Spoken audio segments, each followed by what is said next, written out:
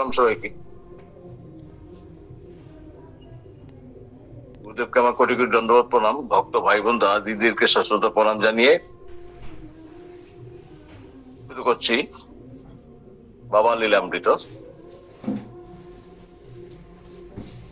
2003 খ্রিস্টাব্দের 12ই এপ্রিল বাবা কয়েকজন ভক্ত সঙ্গে বরানগর পাটবাড়ি দর্শন করতে যান। 921 বঙ্গাব্দের চৈত্র মাসে ফাল্গুনী কৃষ্ণা দ্বাদশীতে দ্বিতীয়বার নীলাচলে যাওয়ার পথে মহাপ্রভু শ্রীকৃষ্ণ চৈতন্য বরানগরে রঘুনাথ উপাধ্যায়ের কুটিরে ভাগবত পাঠ শুনে আনন্দে 3 প্রহর নৃত্য করেছিলেন। মহাপ্রভু রঘুনাথকে ভাগবতাচার্য উপাধিতে ভূষিত করেন এবং তাকে ভাগবত এবং তার খরম জোড়া ও দামোদর গোপাল শালগ্রাম শিরা প্রদান করেন, যা এখনো পাটবাড়িতে পূজিত হচ্ছে। পরম বৈষ্ণব সর্বজন শ্রদ্ধেয় রামদাস বাবাজি 1334 বঙ্গাব্দে বরানগর পাটবাড়ির সেবার ভার গ্রহণ করেন। শিবানন্দ বাবা রামদাস বাবাজিকে দর্শন করেছিলেন এবং পাটবাড়ির অধ্যক্ষ রামদাস শিষ্য মধুসূদন দাস বাবাজিকে গুরুজ্ঞানে শ্রদ্ধা জ্ঞাপন করেন। বাবা এদিন প্রায় 1000 বছরের পুরনো মহাপ্রভু 3 পার্শ্বদ সদাশিব কবিরাজ, পুরুষোত্তম ও কানু ঠাকুর সেবিত প্রাণবল্লভ বিগ্রহ দর্শন করেন। বর্তমান সেবিকা অন্নপূর্ণা মাকে দর্শন করে তিনি অত্যন্ত প্রীত হন এবং অন্নপূর্ণা মাও আনন্দে আত্মরা হয়ে যান এমন একজন মহাপুরুষের সান্নিধ্য পেয়ে। স্বামী শিবানন্দ বাবা বলেন, জীবন কুসুম ভগবানের শ্রীচরণে নিবেদন করলেই মানব জীবন সার্থক হয়, আনন্দময়, সুখময় ও শান্তিময় হয়। এ প্রসঙ্গে বাবার অন্যতম প্রিয় শিষ্য অজিত রায়ের ওরফে মামার অবতারণা করতে হয়। 1998 খ্রিস্টাব্দ থেকে অজিত বাবার সঙ্গে সঙ্গ করছে। 5 জনের পরিবারে অজিত হচ্ছে একমাত্র পুরুষ। অজিতের পূর্বে দীর্ঘ কয়েক মাস ওর বোন যে সম্পদ অর্থাৎ আমার মেয়ে বাবার সঙ্গে বিভিন্ন তীর্থে এবং বিভিন্ন জায়গায় ভক্তদের বাড়িতে ঘুরেছিল। সেই সুবাদে প্রতিটা জায়গার ভক্তদেরকে বাবা অজিতকে সম্পার মামা হিসেবে পরিচয় করিয়ে দেন। তারপর থেকেই অজিত সবার কমন মামা। যখনই কোনো সমস্যা দেখা দেয় বাবা বলেন, মামা ছাড়া কোনো উপায় নেই। মামাও গুরুপদে আত্মনিবেদিত প্রাণ। বাবার ডাকে মামা পাগলের মতো হয়ে যায়, ছুটে যায় বাবার টানে। বাড়িতে ফেলে রেখা যায় মা, স্ত্রী, 2 মেয়ে এবং 1 ছেলেকে। এ নিয়ে ওর মা ও স্ত্রীর সঙ্গে বাদানুবাদ হয়, কিন্তু নির্বাক মামা হাসি মুখে সব শুনে কোনো প্রতিবাদ করে না। সংসারের কথা এবং ওর সন্তানের পড়াশোনার কথা নিয়ে বললে মামা উত্তর দেয়, গুরুর উপর ভরসা রাখো, গুরুই দেখবেন। এ নিয়ে মামা দুঃখিত চিত্তে বাবাকে সব জানান। তিনি বলেন, মামা আমার সঙ্গে তুমি এতদিন সঙ্গ করছো আর তোমার কাছ থেকে আমাকে এমন কথা শুনতে হলো? তোমার বাড়ির প্রতিটা সদস্য সুস্থ সবল থাকবে, কোনো কিছুতেই তোমার বাড়ি ক্ষতি হবে না। আমি সবই দেখতে পাই। আমি থাকতে তোমার যদি কোনো ক্ষতি হয় তাহলে আমি কিসের মহাপুরুষ? মামার সঙ্গে শিবানন্দ বাবার এমন এক আত্মিক সম্পর্ক স্থাপন হয়েছে যে বাবার রূপ চুম্বকের আকর্ষণে লোহারূপ মামা সাড়া দেবেই। শত ঝামেলা থাকলেও তা অগ্রাহ্য করে মামা বাবার সঙ্গ করতে চলে যায়। আজ পর্যন্ত মামার বাড়ির কোন রকম ক্ষতি হয়নি। এটাই বাবার মহিমা। কারণ গুরুর বিশেষ কৃপা বলে তার আর্থিক, মানসিক, শারীরিক এমনকি আধ্যাত্মিক দিক থেকে ক্রমোন্নতি ঘটেছে। এ প্রসঙ্গে মামার জীবনে একটা অনভিপ্রেত এক দুর্বিষহ ঘটনার উল্লেখ করতে হয়। ঘটনাটা 2004 খ্রিস্টাব্দে 18 ফেব্রুয়ারি ঘটে। মার পাশের বাড়ির ঝগড়াটে প্রতিবেশীর সঙ্গে ঝগড়া চলছিল। ওই দিন সে বাজার করে অর্থাৎ মামা বাজার করে বাড়ি ফিরলে প্রতিবেশীটি তাকে দেখে অকথ্য গালাগালি করতে করতে লাঠি নিয়ে মারতে আসে। মামা অত্যন্ত সরল সাহসী মানুষ, সবারই জানা। জীবনে কোনোদিন সে এ ধরনের অভব্য আচরণের সম্মুখীন হয়নি। সামান্য বিচলিত হলেও গুরুর নাম স্মরণপূর্বক নির্ভয়ে ও শুধু বলে, ক্রোধী মানুষের সর্বনাশের মূল। আশ্চর্যের ব্যাপার, প্রতিবেশীটি মামার এই কথা শুনে মিয়ে যায়। মামার উপলব্ধি হয় স্বয়ং গুরুদেবী তাকে এই বিপদ থেকে উদ্ধার করেছেন। বাবার কাছে কত রকমের ভক্তের কত রকমের করুণা ঘন বিচিত্র আবদার, কারো মেয়ের বিয়ে, ছেলের চাকরি, কারো মামলা, কারো জমি বাড়ি, সাংসারিক জ্বালা যন্ত্রণা, এ সমস্ত শুনে তিনি কোনোদিন বিরক্তি ভাব প্রকাশ করেননি। ধৈর্য সহকারে মন দিয়ে তিনি তাদের কথা শুনে এবং উপায় বলে দেন। যারা ভক্তি বলে তার নির্দেশিত উপায় মেনে চলেন, অবশ্যই তাদের সমস্যাদের সমাধান হয়ে যায়। বাবা বলেন লাভ চার প্রকার: theoretical love, practical love, love with desire, love without desire. Theoretical love, এটা হচ্ছে গল্প বা কথার মাধ্যমে ভালোবাসা। প্র্যাকটিক্যাল লাভ, হাতে কলমে বাস্তব কাজকর্মের মাধ্যমে ভালোবাসা। আর লাভ উইথ ডিজায়ার হচ্ছে কোনো কিছু পাওয়ার আশায় ভালোবাসা। আর লাভ উইদাউট ডিজায়ার হচ্ছে নিষ্কাম ভালোবাসা, অর্থাৎ গোবিন্দের প্রতি কর্তব্য হিসেবে ভালোবাসা। যা কিছু হচ্ছে সব গোবিন্দের ইচ্ছায়, ভালো মন্দ আমি কিছু জানি না। এ প্রসঙ্গে বাবার অনন্ত ভক্ত প্রিয় শিষ্যা ডাক্তার শর্মিলা সিনহার কথা বলতে হয়। নিরহংকার ও নিরভিমান সম্পন্ন কি ভক্তিমতী বাবারে মাসি, বাবা তাকে মাসি বলেই রাখে, গুয়াহাটি থেকে এমবিবিএস পাস করে তিনি ডাক্তারি করতে পারতেন, কিন্তু বাবা বলেন তোমাকে আরো অনেক দূর যেতে হবে। বাবার নির্দেশে তিনি কলকাতায় এমআরসিপির জন্য কোচিং নেন। পরবর্তীতে লন্ডনে এমআরসিপি পাস করেন এবং সেখানে চাকরিও পেয়ে যান। গুরু কৃপার ফলেই তার তো উন্নতি। যে সমস্ত কাজে প্রায় সবার অনীহা, সে সমস্ত কাজেই তার প্রচন্ড আগ্রহ। আমার এখানে বিষ্ণু যজ্ঞের সময় আমি দেখেছি ভক্তদের এটো পাতা তিনি নির্দ্বিধায় তুলে নিয়ে ফেলে দিতেন এবং সে জায়গাটা নিজ হাতে পরিষ্কার করে মুছে দিতেন। কে বলবো যে তিনি একজন এত বড় ডাক্তার?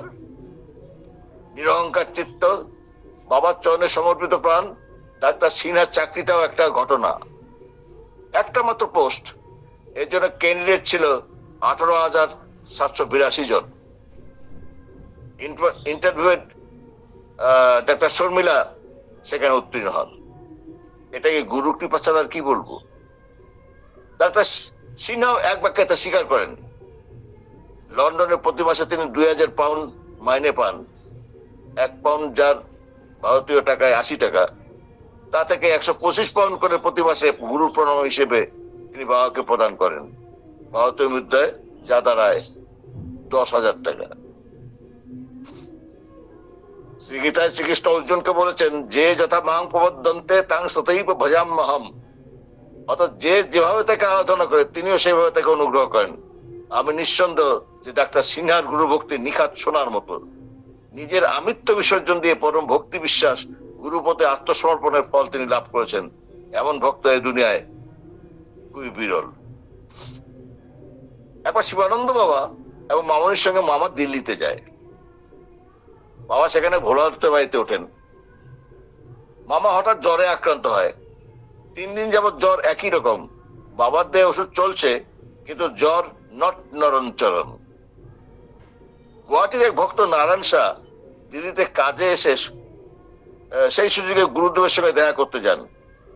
দেখা করে প্রণাম নিবেদন পূর্বক সেদিনই তার ফিরে যাওয়ার ইচ্ছা ছিল। বাবাকে সে কথা নিবেদন করতেই বাবা বলেন, আমি বলছি আজ তুমি মামার সঙ্গে থাকো। বাবার কথা শুনে নারায়ণ শাহ অমান্য করার সাহস না দেখিয়ে সেদিন মামার সঙ্গে থেকে যান। রাতে শোবার পর মামার জ্বর ক্রমশ বাড়তে থাকে। বাড়তে বাড়তে ওর অবস্থা বাহ্য জ্ঞান শূন্যের মতো হয়ে যায়। ওই অবস্থাতে সে বাথরুমে যায় এবং পুরোপুরি বাহ্য জ্ঞান শূন্য অবস্থায় বাথরুমে পড়ে যায়। পড়ে যাওয়ার সময় হয়তো মাথায় প্রচন্ড আঘাত পায়, এর ফলে প্রচুর রক্তক্ষরণ হয়। মা বাথরুম থেকে ফেরত না আসায় শ্রী সাহার মনে সন্দেহ দেখা দেয়। তিনি উদ্বিগ্ন চিত্তে বাথরুমে গিয়ে দেখেন মা পড়ে আছে এবং বাথরুম রক্তের বন্যায় ভেসে যাচ্ছে। সঙ্গে সঙ্গে তিনি কোনো কোল কিনারা না পেয়ে মামনিকে ডেকে নিয়ে আসেন। দুজনে ধরাধরি করে মামাকে ঘরে নিয়ে আসেন। মামনি সেবাযত্ন দিয়ে মামার হুঁশ ফেরায়। পরদিন সকালে বাড়ির লোকেরা মহা চিন্তায় পড়ে যায়। তাদের মনের মধ্যে একটা ভীতির সঞ্চার হয়। তারা মামাকে ডাক্তার দেখায় বলে বাবার নিকট ইচ্ছা প্রকাশ করলে বাবার সঙ্গে সঙ্গে অনুমতি দিয়ে দেন। ডাক্তার রোগীকে ব্যান্ডেজ করে দেয় এবং কয়েকটা ওষুধ দেয়। বাড়ির লোকদের মনে একটু জ্ঞানের উদয় হলো না যে ডাক্তার স্বয়ং ধন্বন্তরী যেখানে রয়েছেন সেখানে মামার উপর কোনো বিপদ নেই। আস্থা এবং ধৈর্যের অভাবই এর কারণ। হয়তো মামার এর চেয়ে বেশি বিপদ হতে পারতো যদি না মামা গুরুর সঙ্গে থাকতো। বাবা হলেন অন্তর্যামী, তিনি সবই বোঝেন, সবই দেখেন, নইলে কেন তিনি ভক্ত নারায়ণ সাহাকে জোর করে আটকে রেখেছিলেন? এটা আমাদের বুঝতে হবে এবং অনুধাবন করার চেষ্টা করতে হবে। বাবাই পরবর্তীতে মামার চিকিৎসা করেন এবং বেনারস আশ্রমে ফিরে কিছুদিন চিকিৎসা সেবা করে সুস্থ করে তোলেন।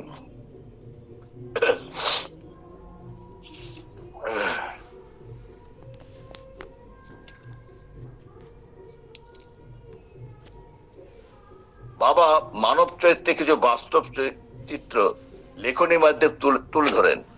যে বাস্তব চিত্রগুলি হলো, মানুষকে প্রশ্রয় দিলে মাথায় ওঠে, মানুষকে সৎ উপদেশ দিলে ঘুরিয়া বসে, মানুষকে সমাদর করলে খোসামত ভাবে, মানুষকে উপকার করলে অস্বীকার করে, মানুষকে বিশ্বাস করলে ক্ষতি করে, মানুষকে ভালোবাসলে আঘাত করে, মানুষ স্বার্থ ফুরালে সরে পড়ে, মানুষ অপরের সুখের কথায় হিংসা করে, মানুষ অপরের দুঃখের কথার সুযোগ খোঁজে। আমাদের বাস্তব জীবনে সাধারণত আমরা এমন ছবি দেখতে অভ্যস্ত, কিন্তু মানুষের মধ্যেও তো তফাৎ আছে, কারণ মানুষই তো তার নিজ কর্ম করে দেবতায় পরিণত হয়। বাবা তাই সকলকে সতর্ক করে এর থেকে উত্তরণের পথ বলে দেন। সবাইকে ভালোবাসো, শান্তি পেতে হলে বলো আমি কাউকে দুঃখ দেব না, আমি কারো ব্যবহারে দুঃখিত হব না। তিনি আরো বলেন, ধর্মের পথ সকলের, তাই মাটির মতো হতে হবে। শিবানন্দ বাবা ভক্তদের তাকে গুরু না ভেবে আপনজন ভাবতে বলেন।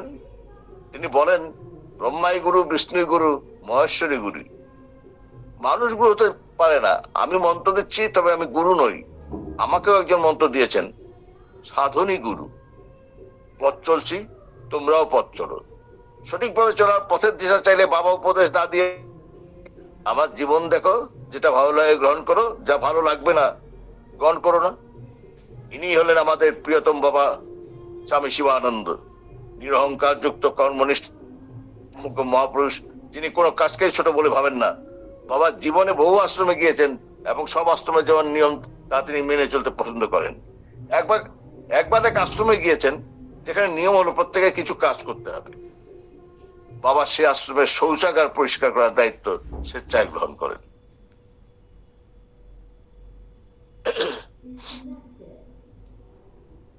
শিবানন্দ বস একজন সর্বজ্ঞ, তার অজানা কিছুই নেই। মনুষ্য দেহধারী নারায়ণ, তাই তিনি মনুষ্যচিত ভাব দ্বারা নিজের প্রকৃত স্বরূপকে সাধারণের নিকট প্রকাশ করেন না। তার প্রকৃত স্বরূপ তিনি লুক্কায়িত রাখেন, এটাই মহাপুরুষের ধর্ম। কোন শিষ্য বা ভক্ত হয়তো বাবার কৃপায় সে স্বরূপকে দর্শন করে থাকতে পারেন। প্রত্যেক সদ্গুণের বিভিন্ন ঐশ্বরিক ও আশ্চর্য এবং অলৌকিক গুণ বা শক্তি থাকে এবং তারা তা বিভিন্ন ভাবে বিভিন্ন সময় প্রদর্শন করে থাকেন। শিবানন্দ বাবাও তা আছে, কিন্তু উনি তা প্রদর্শন করেন না, তবে তার কার্যে তা প্রকাশ পেয়ে যায়। আমি দেখেছি যারা বাবার কাছ থেকে আন্তরিকভাবে দীক্ষিত হয়েছেন এবং প্রদর্শিত পথে চলে বাবার কৃপা প্রার্থী হতে পেরেছেন, তারা মানসিক, সাংসারিক, আর্থিক আদি সব দিক থেকেই নিজের জীবনে কিছু উন্নতি লক্ষণ পরিলক্ষিত করতে পেরেছেন। এ প্রসঙ্গে বাবার প্রিয় ভক্ত গুয়াহাটির নিকটস্থ সোনারপুরের ডাক্তার জ্ঞানব্রত রায়ের অভিজ্ঞতার একটা ঘটনার উল্লেখ করছি। একবার জ্ঞানাদা অর্থাৎ জ্ঞানব্রত রায়ের মেয়ের গর্ভাবস্থায় পেটে সন্তান থাকা জল, যেটাকে ডাক্তারি ভাষায় বলে অ্যামনিওটিক ফ্লুইড, শুকিয়ে গিয়েছিল। তিনি নিজে একজন ডাক্তার হওয়া সত্ত্বেও অন্যান্য ডাক্তারকে দেখালে তারা বলেন সন্তান হয়তো আর বাঁচবে না। শিলিগুড়িতে বাবার প্রিয় ভক্ত ডাক্তার একিমসের সঙ্গে আলোচনা করেন। সবাই পরবর্তীতে বলেন শীঘ্র অপারেশন করে বেবিকে ইন্টেন্সিভ কেয়ার ইউনিটে রাখতে। জ্ঞানাদা এবং বৌদি অসহায় অবস্থায় তখন বাবার শরণাপন্ন হলেন। বাবাকে ওনারা কাতর আর্তি জানালে বাবা তাদের অভয় দান করেন, চিন্তা করো না, সব ঠিক হয়ে যাবে। বাবার কৃপা ও আশীর্বাদে মেয়ের 9 মাসের পর তারা দাদু এবং দিদিমা হন। সুস্থ মেয়ে সন্তান জন্মানোর পর বাবাকে তারা আনন্দজনিত সুখদায়ক খবরটা জানালে বা ফোনে উচ্চ স্বরে বলে ওঠেন, জয় বাবা বিশ্বনাথ। গুয়াহাটিতে 109তম জন্মোৎসবে বাবাকে আনতে কমিটির তরফ থেকে ডাক্তার জ্ঞানব্রত রায় প্রদীপ শাহ বেনারসে যাবেন। শিবানন্দ বাবা জ্ঞানাদাকে চিঠিতে লাল কালিতে দাগ দিয়ে লিখেছিলেন যে 25শে মে 4টি অগ্রিম টিকিট করিও। বাবার নির্দেশ মতো ওনারা নির্দিষ্ট দিনে সকাল 8টায় গুয়াহাটি রেল স্টেশনে বুকিং কাউন্টারে যান। কাউন্টারে কর্মরত ক্লার্ক রিজার্ভেশন স্লিপ দেখে বলেন, আপনাদের মোগল সরাই যাবার টিকিট হবে, কিন্তু 23শে জুলাই ফেরার কোনো সিট খালি নেই। ওনারা তখন অনুরোধ করে বলেন, আপনি কম্পিউটার খুলে দেখুন ওই দিন 5টা সিট খালি থাকার কথা। তখন তার ভদ্রলোক খোঁজ করে দেখলেন ওই ট্রেনে মোগল সাহিত্যে গুয়াহাটি আসার 5টা সিটই খালি আছে। ভদ্রলোক অবাক হয়ে বললেন, কি আশ্চর্য ব্যাপার, এমন ঘটনা তো হয় না। প্রথমে দেখা গেল কোনো সিট খালি নেই, আপনাদের অনুরোধে দ্বিতীয়বার কম্পিউটার খুলে দেখতে 5টা খালি সিট বেরিয়ে গেল। তখন তারা বলেন, এটাই তো বাবার মহিমা। ওই তারিখে আমাদের গুরুদেব আসছেন যে, ওনার 109তম জন্মোৎসব গুয়াহাটিতে হচ্ছে। আপনাদের সকলের সাদর আমন্ত্রণ রইল উলুবাড়ির বিবাহ ভবনে 8ই আগস্ট। গুরুজিকে দর্শন স্পর্শন এবং মনন দিয়ে আপনাদের জীবন সার্থক করে তুলুন।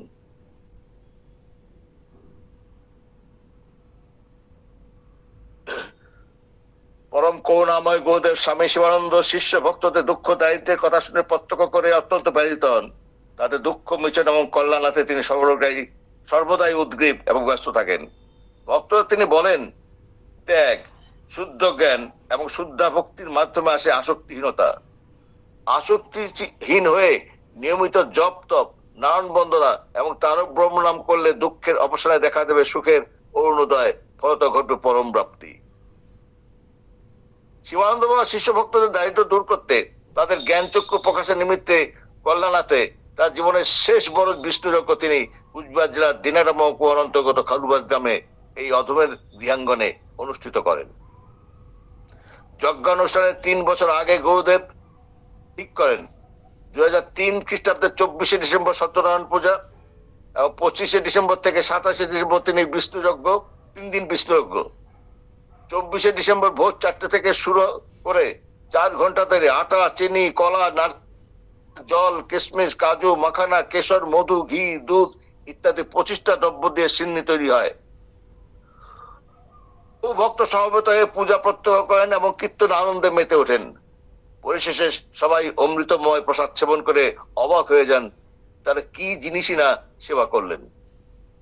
বহু ভাগ্যবানে তারা এমন প্রসাদ পেলেন। অসংখ্য ভক্ত সেদিন প্রসাদ সেবন করেন। অনেকে পরে শুনে আফসোস করেন তাদের ভাগ্যে জটিনি বলে। এবার আসি বিষ্ণু যজ্ঞের কথায়। এ যজ্ঞ সাধারণ মানুষের পক্ষে করা কোন মতেই সম্ভব নয়। 3 বছর ধরে বাবা সারা ভারতবর্ষের প্রতিটা কোণ থেকে যজ্ঞের 55টি উপকরণ তার নিরলস প্রচেষ্টায় সংগ্রহ করেন।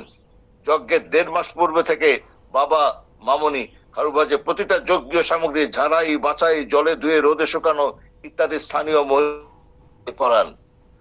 যজ্ঞকুণ্ড তৈরির ব্যাপারে স্থানীয় পুরুষ ভক্তগণ শুদ্ধ মতে শুদ্ধা ভক্তির মাধ্যমে তাদের কর্ম করেন। যজ্ঞকুণ্ডের উপর 15 ফুট উঁচু একটা টিনের চালা তৈরি হয়। পুরুষ মহিলা সমস্ত ভক্তই ভক্তি কর্মকাণ্ডের শরীক হন। বাবা নিজে থেকে সমস্ত কিছু তদারকি করেন। এরও সেই শুভ লগন 25শে ডিসেম্বর আমি এবং অসীম পায়ন, মামা এবং ডাক্তার জ্ঞানব্রত রায় স্নানাদি সেরে অপেক্ষা করছি।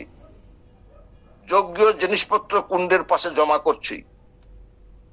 যজ্ঞকুণ্ডে খড়ি সাজানো শেষ। আমার মিসেস এবং মেয়ে এবং মামুনি যজ্ঞীয় সামগ্রীগুলিকে পুরোহিতদের বসার আসনের সামনে সাজিয়ে রাখে। যজ্ঞ শুরু হবে, সমস্ত আয়োজন শুরু হয় সকাল প্রাতঃ 4টায়। তখন শীতের এবং যজ্ঞ 7টায় শুরু হয় বলে লোকজনও তেমন উপস্থিত ছিল না। এমনকি পুরোহিতগণ তখন সবাই উপস্থিত। আয়োজনের বহর এবং পারিপার্শ্বিক ভোরের গ্রাম্য পরিবেশে জায়গাটাতে উপস্থিত গুটি কয়েক ভক্তের ঋষির তপবন বলে বোধ হচ্ছিল। আমাদের অবাক করে দিয়ে হঠাৎ দেখে শিবানন্দ বাবা ভোর 5টায় যজ্ঞাসনে উপবিষ্ট হয়ে আচমন করছেন। আমরা হতবাক। কারণ যজ্ঞ শুরু কথা যেখানে 7টায়, সেখানে ভোর 5টায় বাবা আমাদেরকে নারায়ণ বন্দনা শুরু করতে বলুন। আমরা প্রণাম সেরে কীর্তন করছি, আর অপরক দৃষ্টিতে ধ্যানমগ্ন বাবার ওজস্বী মন্ত্রচারণ শুনছি এবং তার ক্রিয়াকলাপ লক্ষ্য করছি। 15 মিনিট অতিবাহিত হয়েছে। দেখি যজ্ঞকুণ্ডে সাজানো খড়িতে তখনও বাবা অগ্নি সংযোগ করেননি। কিছুক্ষণের মধ্যে একটা দৃশ্য থেকে বিস্ময়ে হতবাক হয়ে যাই। স্তরে স্তরে সাজানো খড়ির উত্তর দক্ষিণ প্রাতে দুটো সবুজ অগ্নিস্ফুলিঙ্গ বিরাজ করছে। বাবা ধ্যানমগ্ন মন্ত্রোচ্চারণ করেই যাচ্ছেন, কুণ্ডে ঘি নিক্ষেপ করছেন। হঠাৎ দেখে সে অগ্নিস্ফুলিঙ্গ মুহূর্তের মধ্যে বিশাল আকার ধারণ করে টিনের চালার ছুঁই ছুঁই। নির্বাক বিস্ময়ে দেখি বাবা ধ্যানমগ্ন অবস্থাতেই ডান হাত উত্তোলন করলেন এবং উত্থিত বহ্নিশিখা আস্তে আস্তে হয়ে স্বাভাবিক অবস্থায় বিরাজ করতে থাকে।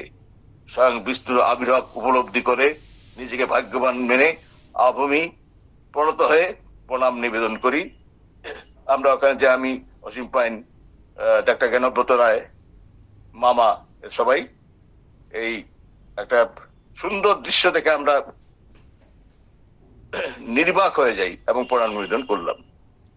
ইতিমধ্যে যজ্ঞীয় পুরোহিতগণ উপস্থিত। যজ্ঞকুণ্ডের চারপাশে 10 জন পুরোহিত উপবিষ্ট হয়ে মন্ত্রোচ্চারণের মাধ্যমে কুণ্ডে আহুতি প্রদান করেন। বাবা এরপর পুরোহিতদের জায়গা দিয়ে উঠে পড়েন। সকাল 7টা থেকে 11টা পর্যন্ত, আবার বিকেল 3টা থেকে রাত 7টা পর্যন্ত যজ্ঞ চলে। বেলা বাড়ার সঙ্গে সঙ্গে বহিরাগত ভক্ত, পার্শ্ববর্তী গ্রামের এবং স্থানীয় ভক্তবৃন্দের সমাগমে যজ্ঞস্থলে এক আনন্দের হাট বসে যায়। নারায়ণ বন্দন, গুরু কীর্তন, নিত্যাদিনীর মাধ্যমে এক মোহময় ধ্যান ও গম্ভীর আধ্যাত্মিক পরিবেশের আবহ সৃষ্টি হয়। এত ভক্তবৃন্দের সমাগম হয় যে প্যান্ডেলের চারপাশে কাপড় সব খুলে দিতে হয়। শিবানন্দ বাবা ভক্ত পরিবেষ্টিত হয়ে সবার সাথে বসে আনন্দের সঙ্গে ভাবাবিষ্ট হয়ে যান। হিন্দু মুসলমান সব ভক্তই আনন্দ আস্বাদে পুলকিত বোধ করেন। যজ্ঞকুণ্ডে তাপে প্রস্তুত চরুপ্রসাদ উপস্থিত ভক্তবৃন্দ গ্রহণ করেন। অমৃতরূপ চরুপ্রসাদ সেবা করে এক দম্পতি 12 বছর পর সন্তান লাভ করে। 26শে ডিসেম্বরও একই অবস্থায় আনন্দের মন্দাকিনী ধারা বয়। 27শে ডিসেম্বর বেলা 11টা থেকে সন্ধ্যা 5টা পর্যন্ত হাজার হাজার লোক খিচুড়ি প্রসাদ গ্রহণ করেন। বাবা ভক্তদের সঙ্গে প্রসাদ গ্রহণ করেন। 26শে ডিসেম্বর রাত 8টা থেকে 27শে ডিসেম্বর সকাল 8টা পর্যন্ত খারুবাজের ভক্তবৃন্দ তাদের নিরলস প্রয়াসে বাবার আশীর্বাদে 3টে উড়ানে অনবরত রান্নার কাজ চালিয়ে যান। 27 তারিখ সন্ধ্যা 7টায় শিবানন্দ বাবা যজ্ঞে পূর্ণাহুতি প্রদান করেন। পুরোহিতগণ যজ্ঞকুণ্ডে পূর্ণাহুতিতে বাবার সঙ্গে সামিল হন। এরপর হলো সেই বিষাদ ঘন মুহূর্ত। আনন্দাশ্রু নিরে ভক্তগণ সুশৃঙ্খল ভাবে একে একে প্রণাম লহ প্রভু নারায়ণ বন্দনার মাধ্যমে বাবাকে প্রণাম নিবেদন করেন। শীতের রাতে বাবা ঠায় 3 ঘন্টা বসে থেকে শত শত ভক্তের প্রণাম গ্রহণ করেন। বাবা বলেন, এই যজ্ঞের ফলে এত এলাকার লোকেদের জীবন যাপনের মান উন্নয়ন অবশ্যই হবে। বাবার বাণী অক্ষরে অক্ষরে ফলে গেছে। গীতাতে পড়েছি এবং বাবার কাছ থেকেও শুনেছি যে যজ্ঞের পর বৃষ্টি হবেই। কিন্তু ঝকঝকে তারায় ভরা আকাশ থেকে সন্দিগ্ধ চিত্তে আমি বাবাকে বলি, বাবা আকাশ তো পরিষ্কার, মেঘ বা বৃষ্টির তো কোনো লক্ষণ দেখছি না। বাবা প্রত্যুত্তরে বলেন, এখনো জিনিসপত্র গোছানো হয়নি, সেগুলোকে ঘরে তুলতে হবে। অনেক ভক্তের রাতের সেবা বাকি, তাদের সেবা হবে। তার আগেই যদি বৃষ্টি হয় তাহলে তো আবার জিনিসপত্র সব নষ্ট হবে, ভক্তদের সেবার অসুবিধা হবে, ভক্তদের দূরে দূরে শুতে যেতে অসুবিধা হবে। সবকিছু নির্বিঘ্নে সম্পন্ন হবার পরে বৃষ্টি না হলে আমি বা কিসের মহাপুরুষ। এরপর আমরা সবাই নিশ্চিন্তে সবকিছু সমাধান করে বিছানায় শুতে গেলে রাত 12টার পর অঝোর ধারায় বৃষ্টি নামে। পরদিন সকাল 6টা পর্যন্ত বৃষ্টি চলে। বহিরাগত ভক্তবৃন্দের বিদায় যাত্রার 7টার পূর্বেই বৃষ্টি থেমে যায়, যাতে তাদের কোনো অসুবিধা না হয়। ব্রহ্মজ্ঞ মহাপুরুষ শিবানন্দ বাবার বাণী এবং গীতার কথা হুবহু মিলে যায়, এটা সফল যজ্ঞের লক্ষণ। এই বিষয়ে ভক্তগণ বিশ্বস্ত হৃদয়ে তা স্বীকার করেন এবং তারা বলেন, এই যজ্ঞস্থলে উপস্থিত হতে পারে বাস্তবে কি তারা ভাগ্যবান বা ভাগ্যবতী। বাবার সময় যাওয়ার সময় সব ভক্তই যজ্ঞভস্য নিয়ে যান, যা সর্বকার্যে পরম কল্যাণপ্রদ। শিবানন্দ বাবা বলেন, আমরা সত্য বস্তু সন্ধান পাই না কেন? সংশয় থাকলে জিজ্ঞাসা আসবে, আর জিজ্ঞাসা আসলে সত্য বস্তুর সন্ধান পাওয়া যাবে। মনে চাই ভক্তি বিশ্বাস। বাবার একটা মূল্যবান উক্তি অত্যন্ত প্রণিধানযোগ্য, তা হলো Faith is the substance of things which is hoped for, not seen. এর অর্থ হলো বিশ্বাস হচ্ছে এমন একটা বস্তু যা আশা করা যায় কিন্তু দেখা যায় না। বাবা আরো বলেন, পৃথিবীর লোকের এত দুর্গতি কেন? কারণ তারা সবাই প্রতিজ্ঞা ভঙ্গের অপরাধী। মায়ের গর্ভে যখন শিশু থাকে তখন সে কুণ্ডলি পাকিয়ে দুহাতে প্রণাম করে যন্ত্রণায় কাতর হয়ে ক্ষুদ্র অপরিসর গণ্ডি থেকে বের হওয়ার জন্য আকুল ভগবানের কাছে প্রতিজ্ঞা করে, আমি তোমার সাধনা করব, আমি তোমার ভজন করব, কিন্তু ভূমিষ্ঠ হওয়া মাত্র সে তার প্রতিজ্ঞা ভুলে যায়। বিলাস বসনে মত্ত হয়ে সাধন ভজনের কথা ভুলে যায়। প্রতিজ্ঞা ভঙ্গের পাপ সে এই জীবনে ভোগ করে যায়।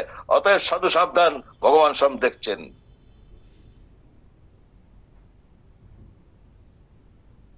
প্রণাম সবাইকে, আজকে এই পর্যন্তই থাক।